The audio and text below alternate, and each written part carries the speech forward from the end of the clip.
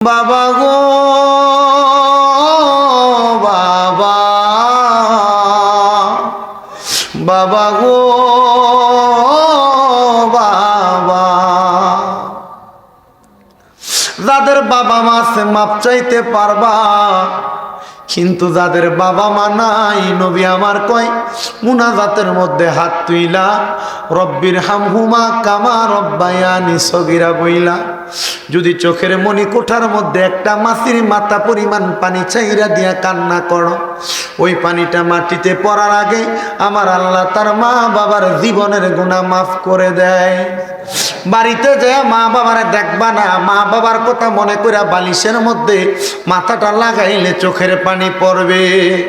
ওরে দরজাটা খুলতে খেয়ে যায় দোকান, বাবা বুঝি বলছে এলে নাকি খোকা, বুকের ভিতরটা লড়ে চড়ে উঠে সবাই আছে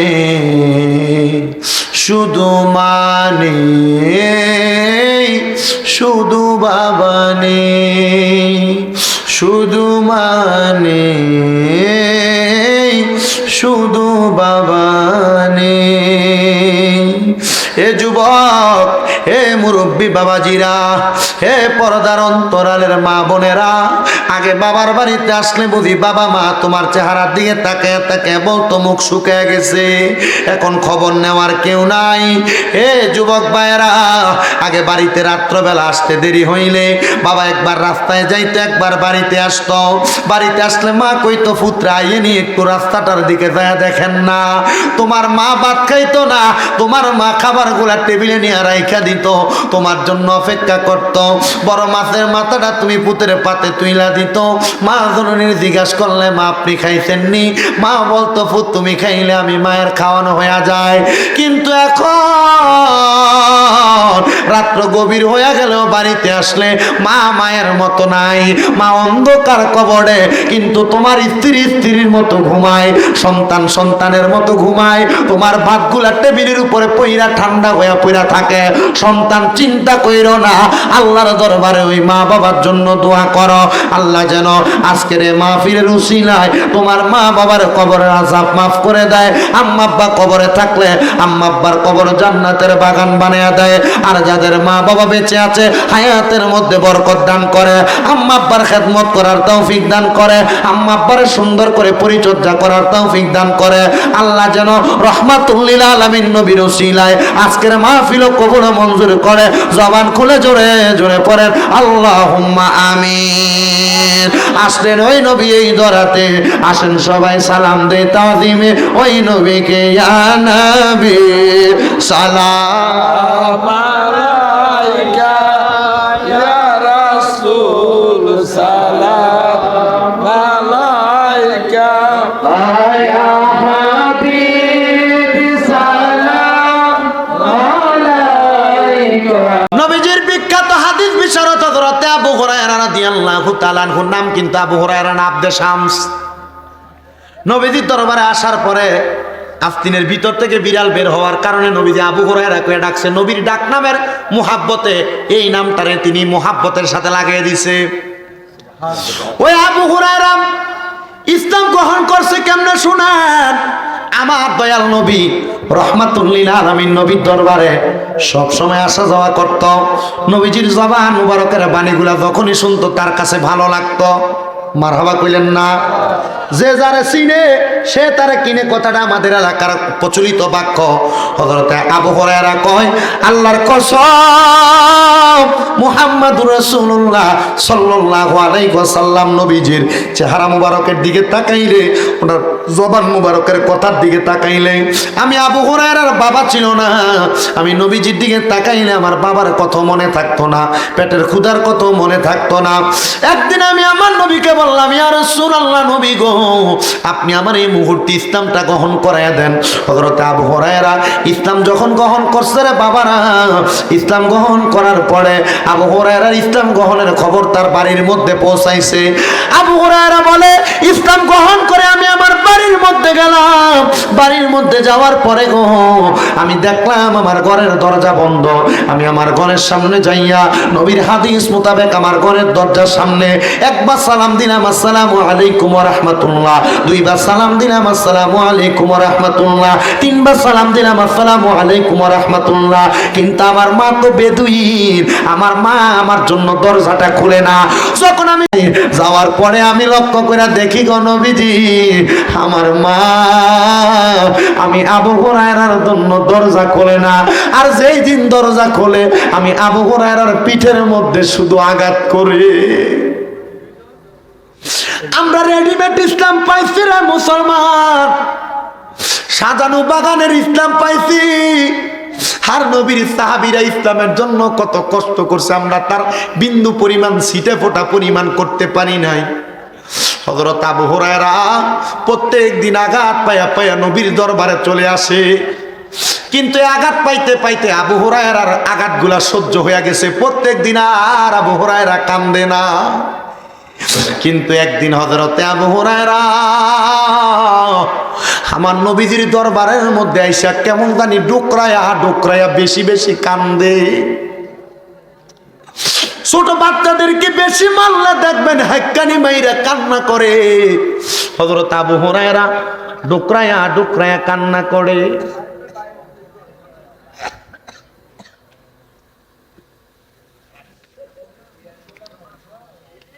হযরত আবু হুরায়রা যখন কান্না করে রাহমাতুল লিল আলামিন নবী আমার আবু হুরায়রারে জিজ্ঞাসা করে, আবু হুরায়রা প্রথম প্রথম কান্না করতাম, মাঝখানে তো কান্না করো না, এখন কেন আবার কান্না করো?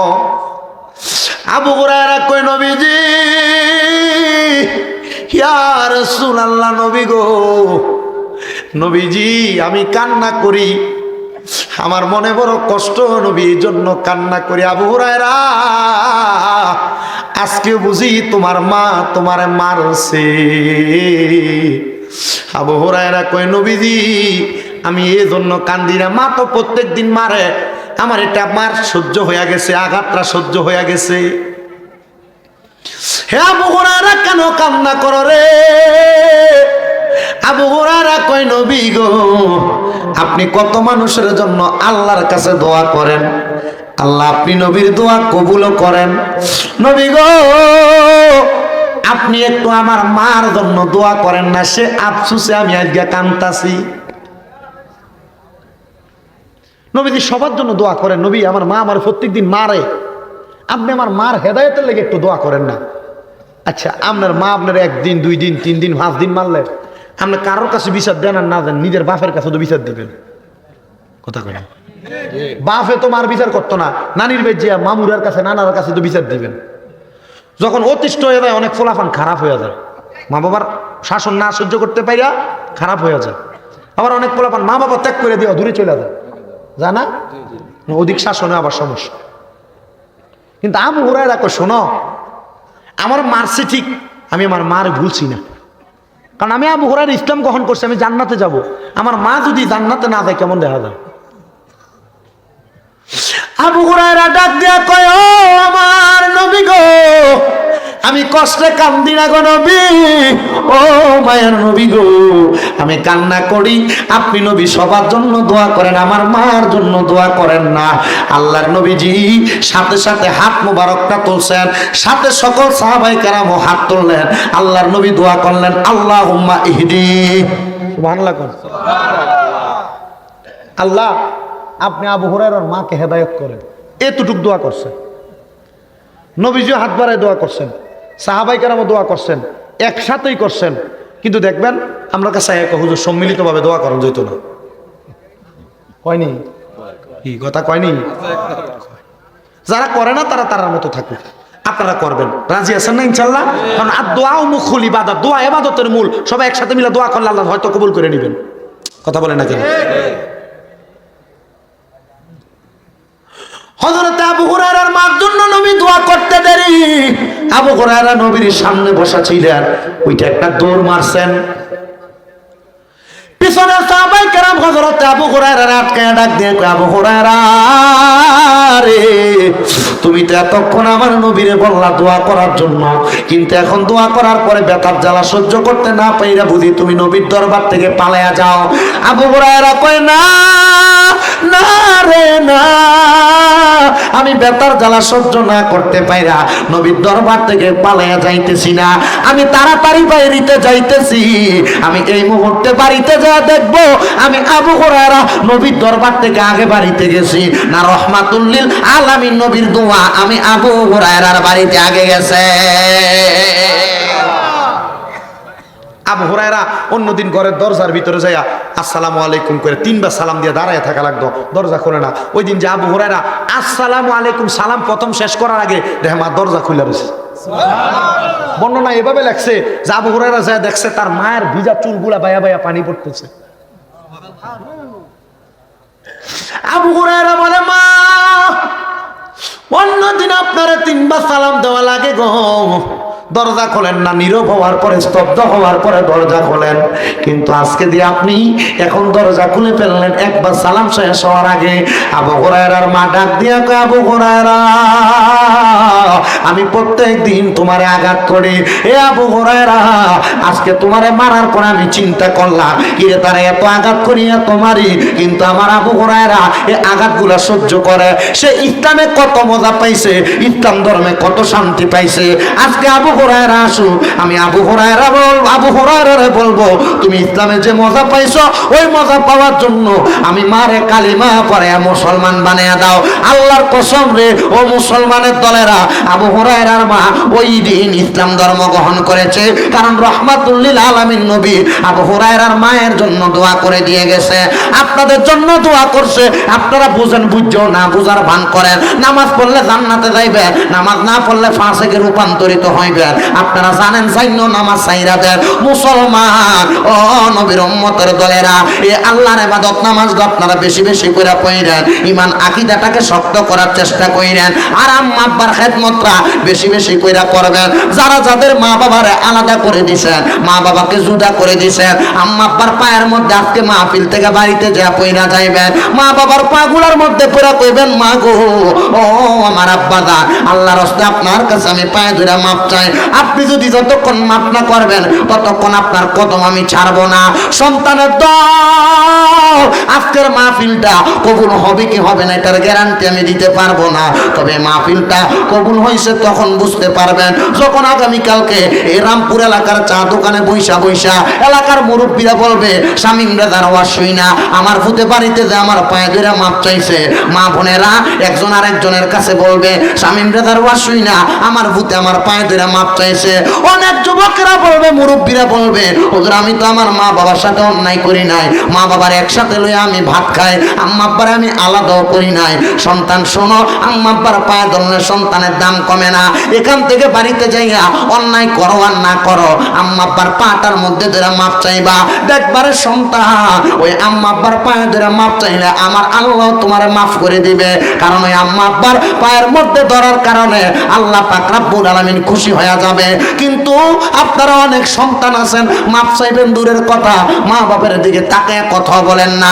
এমনও সন্তান আছে যারা তাদের মা বাপকে নির্দিষ্ট পরিমাণ খাবার দেয় না, আম্মা আব্বাকে জুদা করে দেয়, আলাদা করে দেয়। আল্লাহর রাস্তায় ক্ষমা চাই, আল্লাহর রাস্তায় মাপ চাই। যারার মা নাই, যারার বাবা নাই, তারা একবার জিজ্ঞেস করো, তাদের কাছে হাজার হাজার লক্ষ লক্ষ টাকা আছে, কিন্তু তারা চেষ্টা করলেও মার মুখে এক লোকমা ভাত তুলে দিতে পারে না, মা কবরে শুয়ে রয়েছে। যারা আব্বা নাই তারা জিজ্ঞেস করো রে, তাদের তো টাকার অভাব নাই, কিন্তু আব্বাজান একটু দামি খাবার খাওয়াইতে পারে না, আব্বাজান অন্ধকার কবরে। এ সন্তান কি হইব তোর টাকা দিয়া, কি হইব তোর পয়সা দিয়া? তুমি কি বুইলা গেছো তোমার মা বাবার কষ্টের কথা? মুরগি প্রথম ডিমটা পারলে তোমার মাই না আগে তুমি ফুতেরে খাওয়াইতো সন্তানের শরীরের শক্তির জন্য। তোমার মা ঘরে যদি সুন্দর তরকারি মাছ তরকারি রান্না করতো, এক টুকরা মাছ তোমারে খাওয়াইতো, এক টুকরা বাবারে দিত। মা আমার মাছের টুকরাটা রাইকা দিত, আমার ফুতে রাত্রবেলা মজা কইরা ভাত খাইবো, মা জল দিয়া ভাত খাইয়া পালাইতো।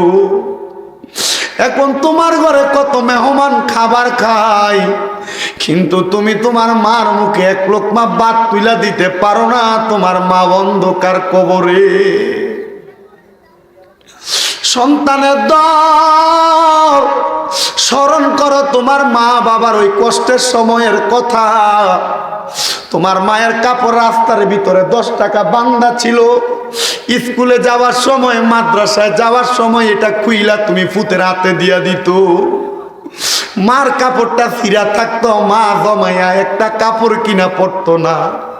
সন্তান এখন তুমি হাজার হাজার লক্ষ টাকার মালিক, কিন্তু তোমার মারে 500 টাকা দিয়ে কিনে একটা কাপড় পরাইতে পারো না। তোমার মা কবরে। এ সন্তান, আজকে পর্দার অন্তরালে অনেক মেয়েরা আসছে, এদেরকে জিজ্ঞাসা করেন, হুজুর গত বছরও আমার আব্বাজান ছিল, আজকে বাড়িতে এসে আমি আমার আব্বার মুখ দেখছি না। অনেক মেয়েরা আছে, অনেক সন্তান আছে, মা বাবার জন্য আজকের জান্নাতের বাগানে বৈশা কি করবে, সন্তান আত্মহারা করতে পারে না, মা বাবা কবরে শুয়ে রয়েছে। সন্তান যাদের মা বাবা বেঁচে আছে, আল্লাহর দোহাই লাগে তোমার কদমে হাত দিয়া বলি, এখান থেকে বাড়িতে যাই আম্মা আব্বার পায়ে ধরে মাপ চাইয়া ফালাইও। কিন্তু যাদের মা বাবা নাই এরা চিন্তা করে, হুজুর যার মা বাবা আছে তারা বাড়িতে যায় মার পায়ের মধ্যে ধরে মাপ চাইব, যাদের বাড়িতে আব্বাই আছে তারা বাবার পায়ের মধ্যে ধরে মাপ চাইব। হুজুর আমার তো মা নাই, আমার তো বাবা নাই, আমি কার পায়ের মধ্যে ধরে মাপ চাইব? এ সন্তানের দল, আম্মা আব্বা মারা গেছে চিন্তা করবা না। এখন তোমার কান্না আসতেও পারে, নাও আসতে পারে। বাড়িতে গেলে বাবার পুরান লুঙ্গিটার দিকে তাকাইলে চোখের পানিগুলা বায়া বায়া পড়ে, মার পুরান খাটটার দিকে তাকাইলে চোখের পানিগুলা বায়া বায়া পড়ে। আব্বাজান যে বিছানাটার মধ্যে ঘুমাইতো ওই বিছানার দিকে তাকাইলে চোখের পানি বায়া বায়া পড়ে। আরে বাবা প্রবাসে থাকলে ভিডিও কলে কথা বইলা বাবার খোঁজ খবর নেওয়া যায়, কিন্তু আব্বারে এমন একটা ঘরে শোয়া দিয়ে আসছো, আল্লাহর কসম ওই বাবার খবর তুমি নিতে পারো না। বাবা তুমি কেমন আছো ছোট্ট মাটির ঘরে, তোমার কথারি হৃদয় মাঝে পড়ছে বারে বারে। এই যাদের বাবা নাই একটু মনটা নরম করে একটা বার জোরে জোরে ডাক দেওয়ার কম, বাবা গো বাবা, বাবা গো বাবা।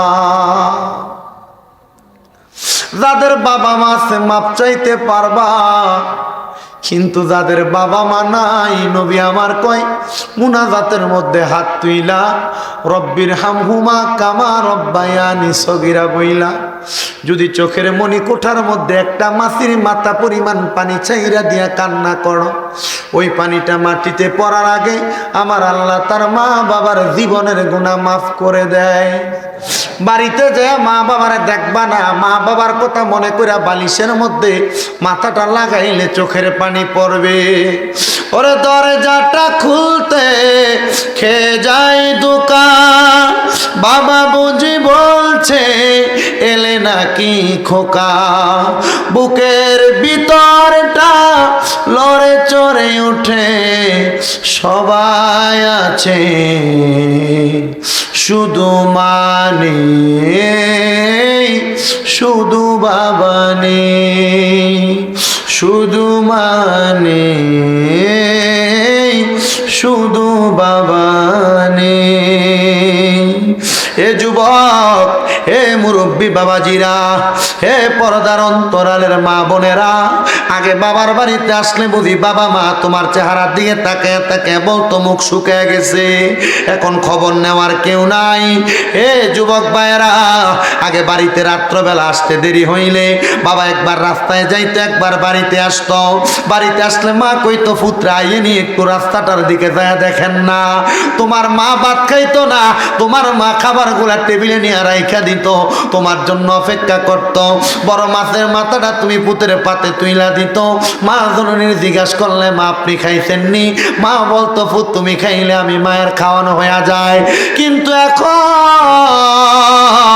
রাত্র গভীর হয়ে গেলেও বাড়িতে আসলে মা মায়ের মতো নাই, মা অন্ধকার কবরে, কিন্তু তোমার স্ত্রী স্ত্রীর মতো ঘুমায়, সন্তান সন্তানের মতো ঘুমায়। তোমার ভাতগুলা টেবিলের উপরে পইরা ঠান্ডা হয়ে পইরা থাকে। সন্তান চিন্তা কইরো না, আল্লাহর দরবারে ওই মা বাবার জন্য দোয়া করো, আল্লাহ যেন আজকের এই মাহফিলের উসিলায় তোমার মা বাবার কবরের আযাব মাফ করে দেয়। আম্মা আব্বা কবরে থাকলে আম্মা আব্বার কবর জান্নাতের বাগান বানিয়ে দেয়। আর যাদের মা বাবা বেঁচে আছে হায়াতের মধ্যে বরকত দান করে, আম্মা আব্বার খেদমত করার তৌফিক দান করে, আম্মা আব্বার সুন্দর করে পরিচর্যা করার তৌফিক দান করে। আল্লাহ যেন রহমাতুল লিল আলামিন নবীর উসিলায় আজকের মাহফিল কবুল মঞ্জুর করে। জবান খুলে জোরে জোরে পড়েন আল্লাহুম্মা আমিন। আসলেন ওই নবী এই দরাতে, আসেন সবাই সালাম দে তাজিমে ওই নবীকে, ইয়া নবী সালাম আলাইকা, ইয়া রাসূল সালাম আলাইকা, ইয়া হাবিব সালাম আলাইকা।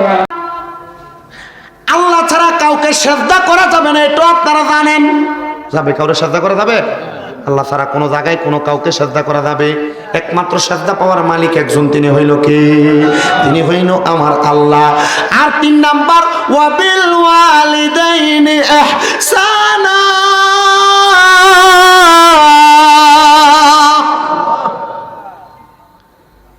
মা বাবার প্রতি ইহসান করা। ইয়ানে ইহসান বমানা আই আকরামা লাহু, এখানে ইহসান শব্দটার অর্থ মা বাবাকে সম্মান করা।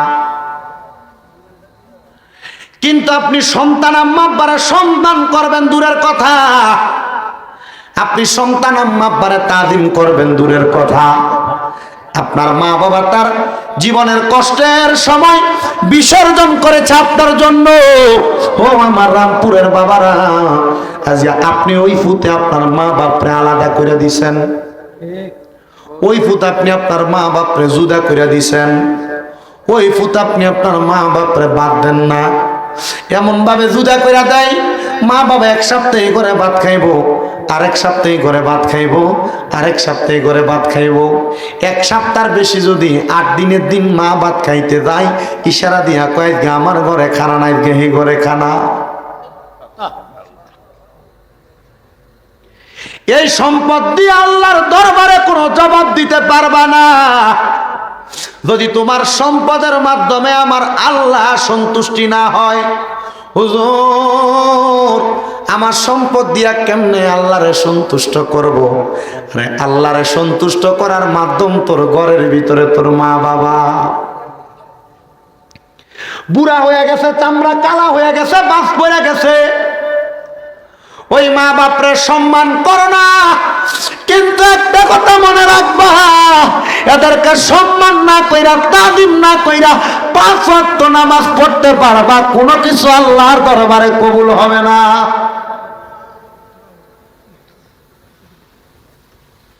মা বাপরে কেমন ভালোবাসা লাগবে শোনো। নবীর একজন প্রাণের বিখ্যাত হাদিস বিশারদ হযরতে আবু হুরায়রার জীবনী থেকে আরেকটু কথা বললে আরো বুঝতে পারবা। এই রবিউল মিয়া, বিরিয়ানি ঠান্ডা হয়ে জানি কেন? ডাকনা মাকনা দিয়ে রাখছেন নি?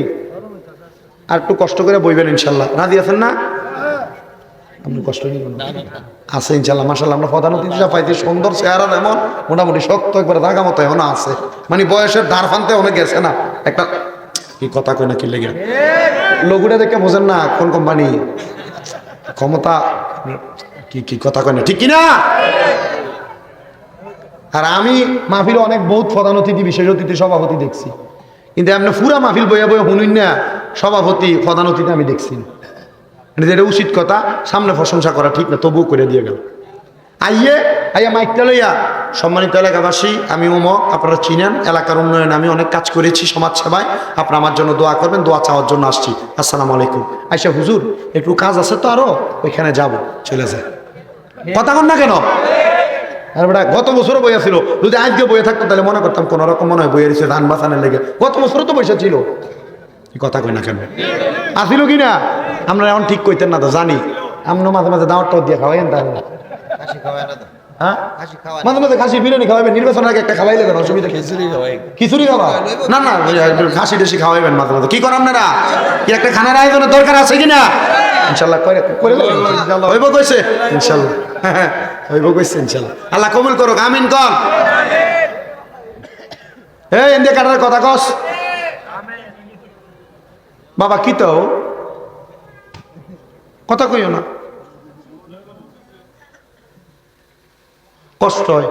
গতকালকেও আর আমার কষ্ট হয়, আপনার না হয় না মা। গতকালকে ওই নরসিংদী মাহফিল আছে, কি কাছে সকাল 4:30টার দিকে আইছি, 4:30টার দিকে শুইয়া দেখি আর ঘুমাই না, 7:35 বাজে, চোখই লাগে না। রাতের ঘুম দিনে হারায়, হ্যাঁ ঘুম লাগে না। 7:35 পর্যন্ত আমার মনে আছে যে আমি মোবাইল আমি দেখছি যে আমার 7:35 বাজে, ঘুম লাগে না। ঘুম ঠিক মতো হয় নাই, মাথায় এখনো এই বাম দিক থেকে টন টন টন টন টন টন করতেছে। কোনো ওয়াজ না করলে দেওয়া পরে আর হইতো না, পরে আবার দাওয়াত বন্ধ, ঠিক না? করা লাগে। আপনারা দোয়া করেন। মোটামুটি একটা বাসে চলতেছে তো, ওই সেপ্টেম্বর থেকে শুরু হয়েছে, এখনো চলে নাকি? এ তারাবাড়ির মাহফিল আসলে আমার মনে মাহফিলের সিজনের 7 নম্বর না 8 নম্বর মাহফিল, তারাবাড়ির মাহফিলটা এখনো চলতেছে। মোটামুটি আমরা দোয়া করলে আগামীতে চলবে, কি বলেন আপনারা? দোয়া করবেন না আমার জন্য? আপনাদের দোয়ার বরকতে এখনো কুমিল্লাতে আমি একদম গুনাহগারের 6টা মাদ্রাসা চলতেছে, আলহামদুলিল্লাহ। নাই দো, আমি এর আগে দাওয়াত দিয়ে গেছি, যদি আপনারা দূরে মাদ্রাসায় বাচ্চা পড়াইতে চান, আল হোসাইনিয়া ইসলামিয়া সুন্নিয়া মাদ্রাসা, জামিয়া নূরে মদিনা মাদ্রাসা, তাহফিজুল কোরআন ইন্টারন্যাশনাল একাডেমিক মাদ্রাসা একটা, তাহফিজুল কোরআন ইন্টারন্যাশনাল হিফস মাদ্রাসা পুরুষ বিভাগ একটা, ছেলেদের মেয়েদের বিভাগ একটা, এখন আবার মা ফাতেমাতু জহরা রাদিয়াল্লাহু তাআলা আনহা মহিলা মাদ্রাসা। দোয়া করতেন না আপনারা? আবার হুজুরা নূরে মদিনা মাদ্রাসা আছে। আমার নিজে যেগুলাতে অ্যাডজাস্ট আছে ওই 6টার কথা বললাম আর কি। দোয়া করতেন না আপনারা? কেন হুজুরে ছোড়ো দেয়া দাড়ি টাড়ি উঠছে না মোটামুটি একবারে। আমি তো হোমনার ভাত খাইতে খাইতে মোটামুটি আমার পেট ভরা। এবছর হোমনা মাহফিল কয়টা করলাম? 4 দিন করে করলাম। গত বছর আপনাদেরটা কইরা যে দ্বিতীয় মাহফিলটা করছি, গত 4 দিন ওইটা সাইডে হয়েছে। এবছর এনে সিঙ্গেল কত হয়েছে রবিউল মেয়ার লাগে, মোটামুটি ফাতিটা বাড়াই দিলে চলবো। হুজুর আমার এনে সিঙ্গেল করতে হবে, বুঝলেন না বিষয়টা?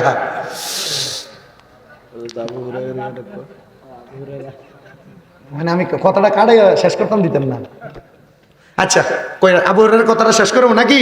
একটু দরুদ শরীফ পড়েন। আল্লাহুম্মা সাল্লি আলা সাইয়্যিদিনা মুহাম্মাদ নাবি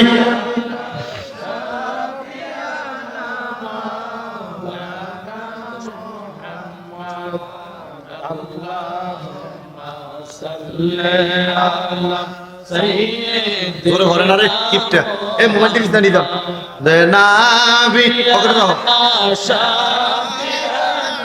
মাওলানা মুহাম্মদ।